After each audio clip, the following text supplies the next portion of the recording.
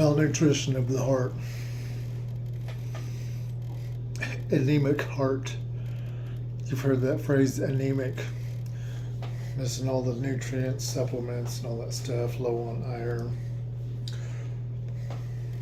Anemic, malnutrition, starved. I want to talk about a couple of different people that I really look up to. The first one is these people. Gary Chapman, The 5 Love Languages. This stuff right here, this is probably one of the coolest books I've ever come across. I came across this several years ago. And as I periodically look at it, I realize it is extremely real. And it may not be exacting to everyone.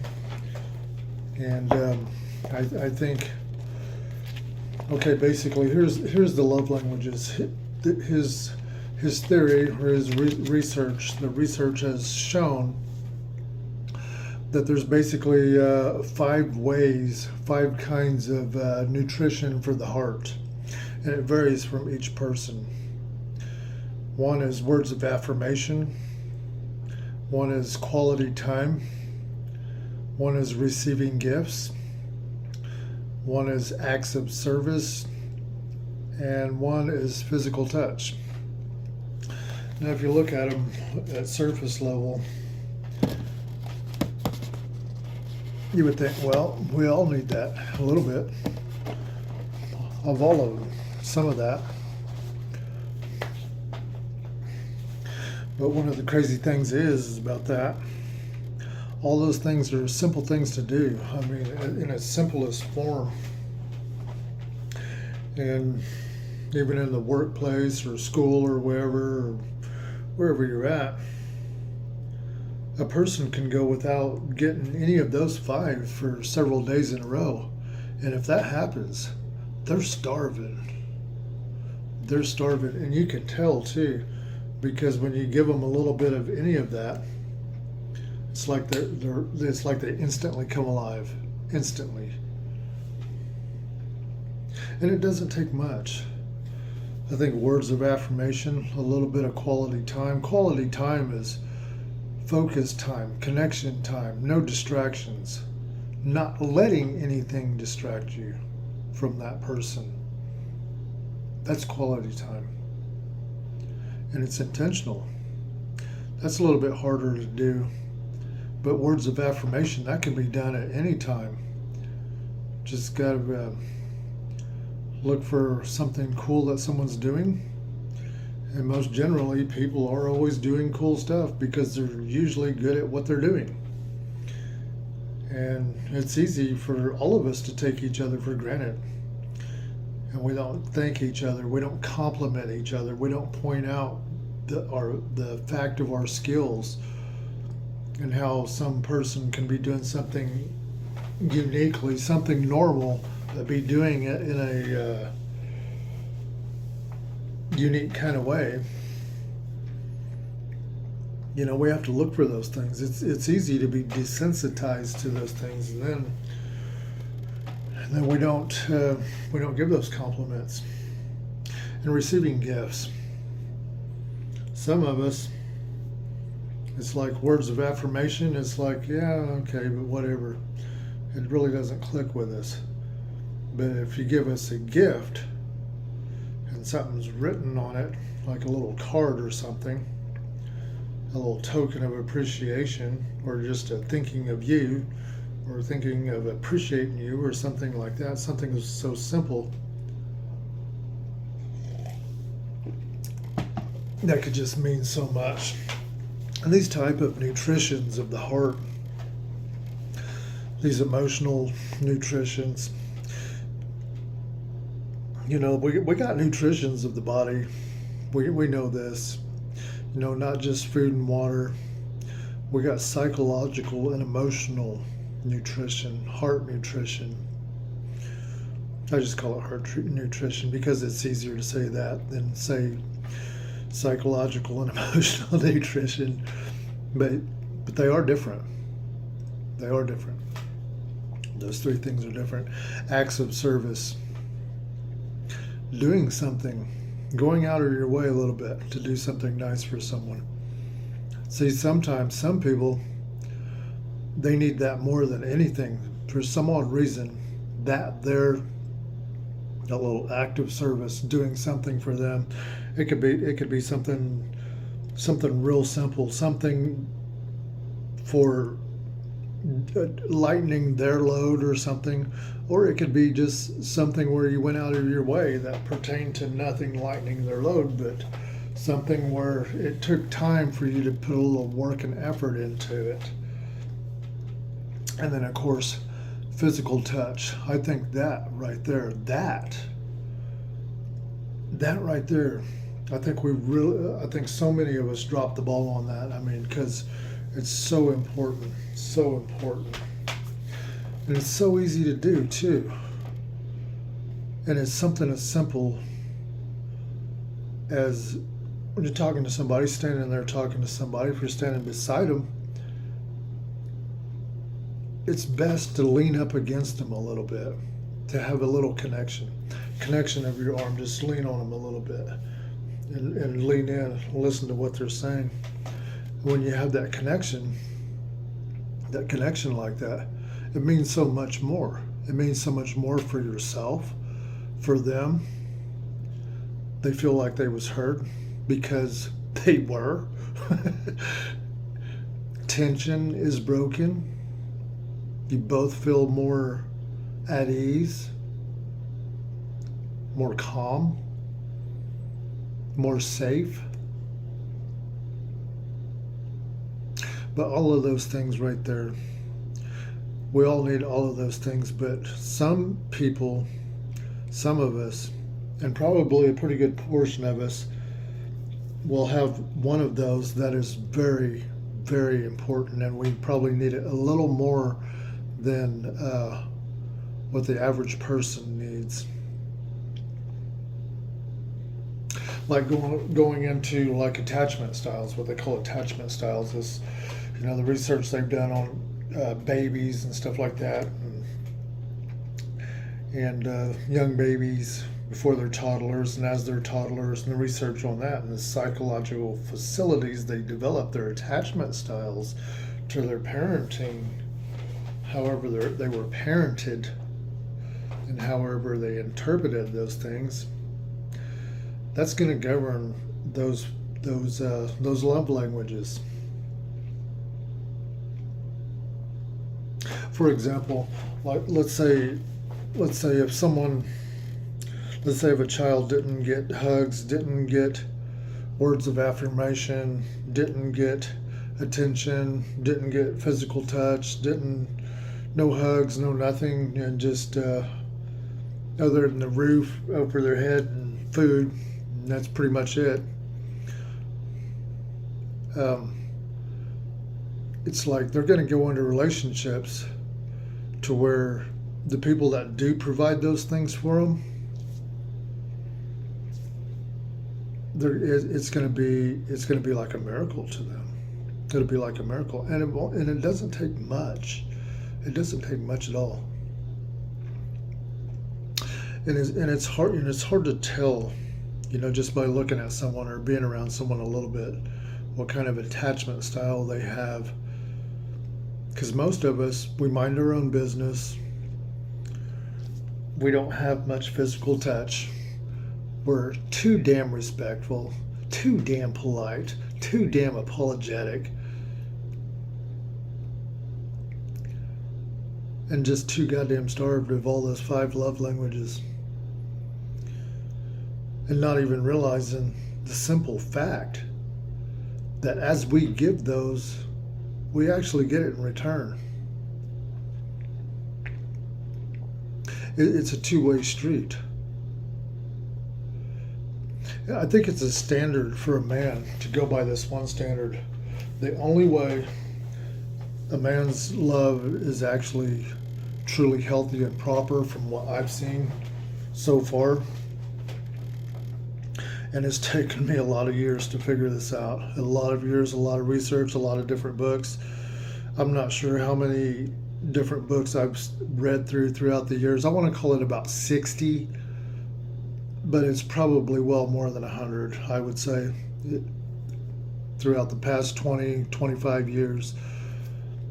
And never really figuring it out. Never really seen it. And, but now I realize it's the simple, little, easy things. And this is one of the books right here that really broke it open where that really opened my eyes up. I wish I would have found this book whenever it was written. But I guess it's better late than never. So the easy thing is the affirmations and the touch, that physical touch. That's so important. It's so important. And you know, I think that, and I think the older people get, well, no, it's hard to say. It seems like elderly people that are near to death, close to death, elderly people, elderly, they're just barely getting around, but they are. I think those people need it more than the rest of us. I think they need that kind of stuff on a daily basis. A little bit of physical touch, words of affirmation. I think so. Because if I think about my father before he died back in 2017, the end of 2017, he was very old. He was decrepit. My God, he looked like he was 200 years old, but he had such terrible habits, terrible eating habits, terrible caffeine habits, terrible cigarette habits, terrible chewing, tobacco habits, just terrible. But anyways, looking back on it, that little bit of physical contact we had, that's like he would just come alive just like that. When I talked to him and stuff like that, and we talked to each other is what I meant. But that leaning up against him when I talked to him, sit on the couch, be right there. It's like he would just come alive. That.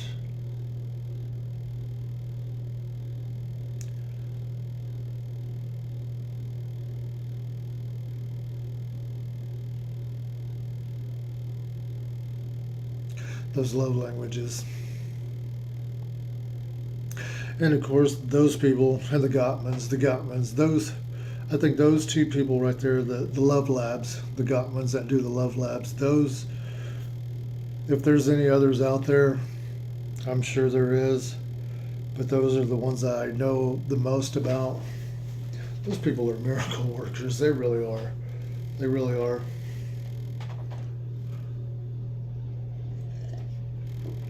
I think the Gottmans got it pegged too when they say what will kill a relationship. They can predict people's divorces. I can't remember what it was, but 80-something% accuracy just by watching them 1 week and seeing how they interact with each other.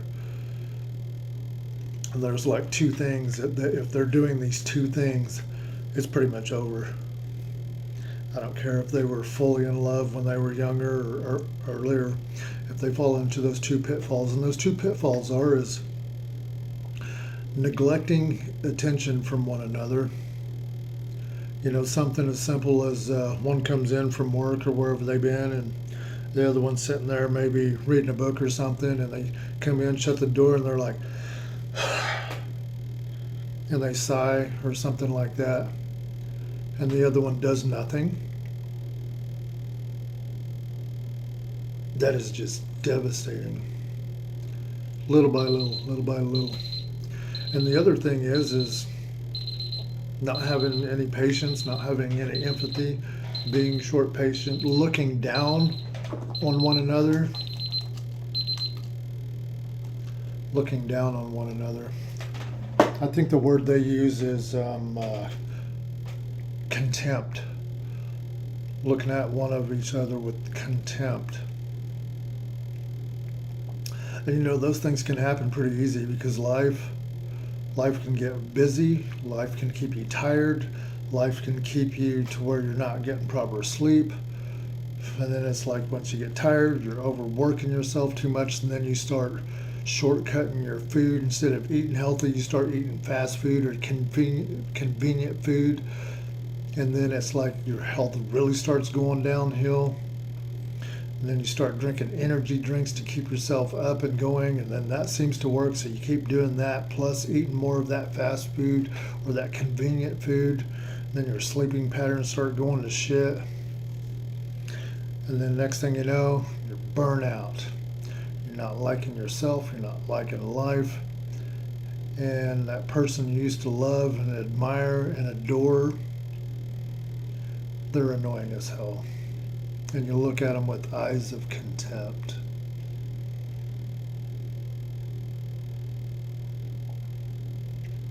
Yeah, it trips me out. At the place I am now in life, I look at relationships.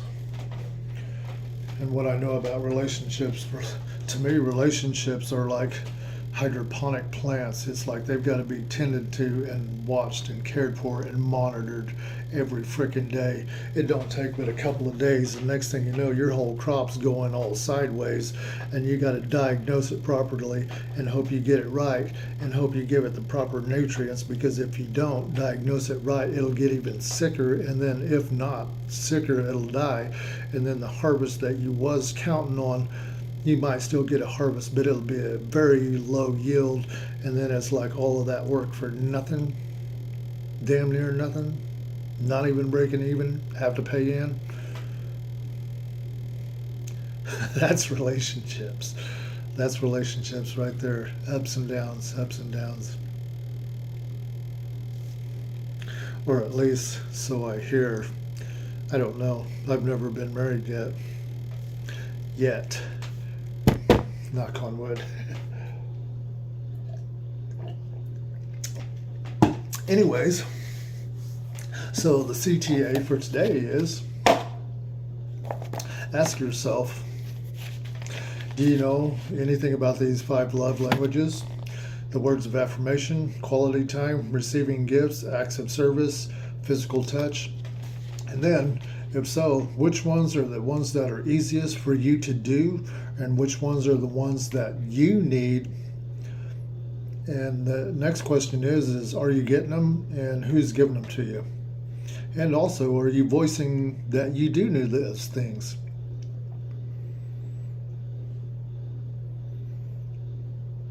Like even in your workplaces, like in your workplace amongst your team members, does your team leader know all the team members' love languages? And do the team members know their team leaders' love languages? And let's just assume that your lover or your wife or your husband or whatever, your lover, assuming you are lovers and not just business partners, do they know? Do you know? Do you even care? Do you think it's real? Do you think it's important? Do you think it doesn't matter? Do you think since you're paying bills and doing all that, then everything's fine? You think because you're not fighting it's fine? You think because you don't get into name calling and shouting and stuff like that, you think it's fine?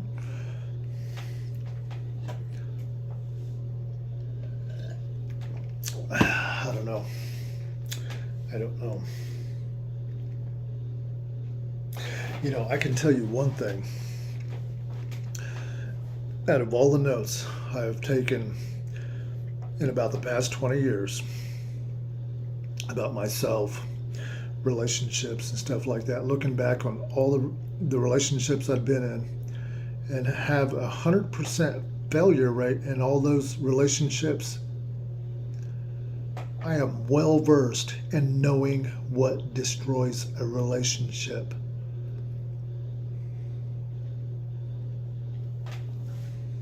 And I can honestly say those 5 love languages, I agree with it wholeheartedly.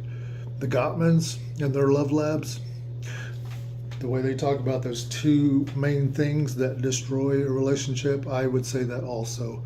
But also from my own point of view, with the underneath all of those things being, if we stripped away all of those and looked at it for the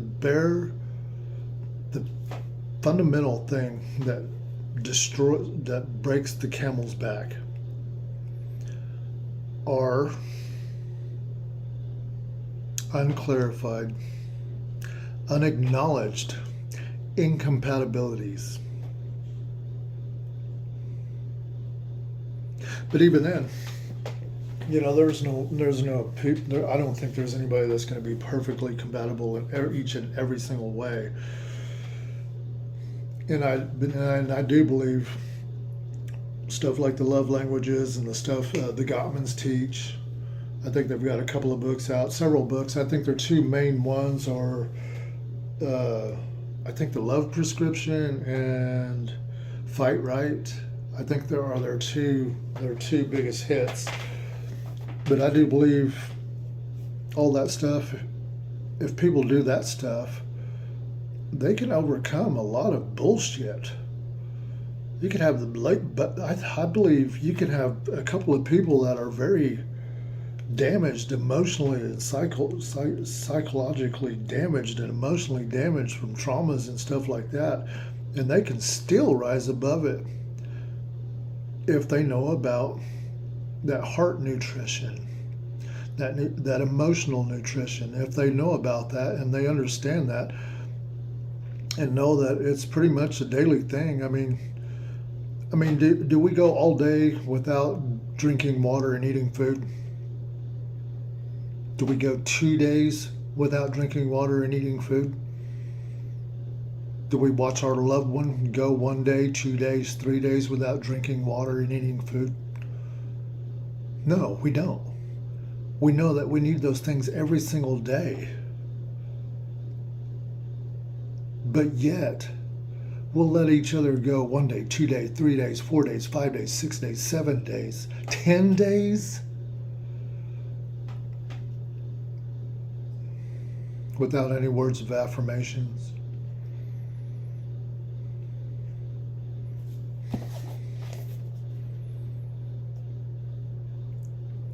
Without receiving any gifts, any acts of service, quality time, lack of quality time. So many people, they can go months, years without quality time. It's like, how the hell is there any connection there at all? There ain't. Quality time is nowhere near as easy as what we think it is. We think, okay, quality time, okay, clear the slate, make it quiet, and go be with one another. Go to a park somewhere, or get away, or go out of town and go to a park, or go somewhere where there's no one. It's just nature, and even then, a person can have so much shit in their head, have so much projects, thinking about this project, that project, those people, them people, what's coming up next, what we just went through and stuff like that, to where they get all that stuff and they're still not there. And I know this because I've lived my life like that, disconnected. That's what it is, plain and simple. It's disconnections, disconnected. Disconnected from words of affirmation, disconnected from quality time, disconnected from receiving gifts, disconnected from acts of service, disconnected from physical touch. Yeah, it's insane. It's insane. It's insane.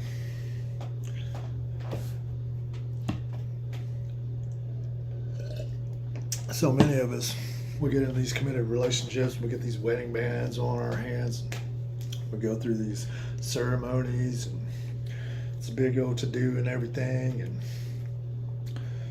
do all that commitment and stuff, and and not even essentially know what love is.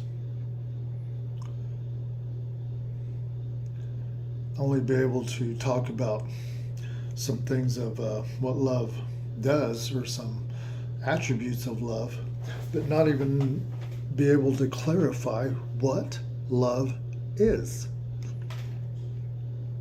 And I think those things are very important. Very important. Anyways, this is 25 minutes and 31 seconds. That's a hell of a ways past 15 minutes.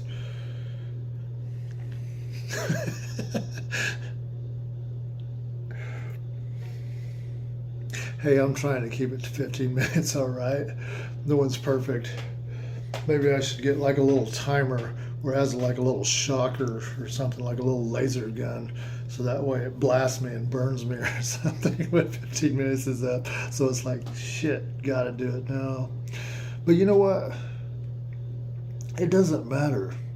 It really doesn't matter. It's like that's one of those things, is living so rigidly to that discipline and those set plans and just rigidly living life like that. I think life, conversations, things like that, I think everything can be planned to a certain degree. But I think life basically tries to happen and form the way it wants to happen. And it's our job to figure out what it wants to be, and then help it to get to be that way. I think.